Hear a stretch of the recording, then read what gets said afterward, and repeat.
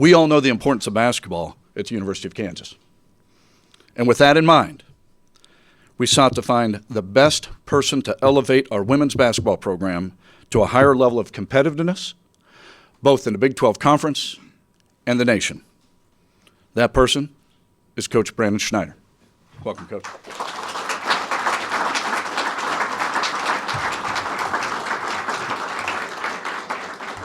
Before I even stepped on the court, I began to feel it.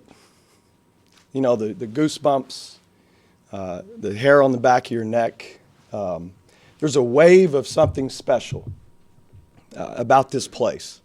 I believe that coaching and teaching is about taking people where they cannot take themselves. And sometimes when you're young, you know, we don't realize our potential.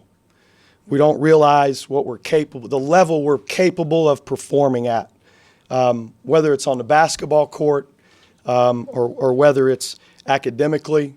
We don't realize as a young person the impact that we can have on a community, the university community, the community of Lawrence, and particularly the impact you can have on the lives of young people. And I think that as a student athlete here at KU, you have a tremendous responsibility to impact the young people of this community.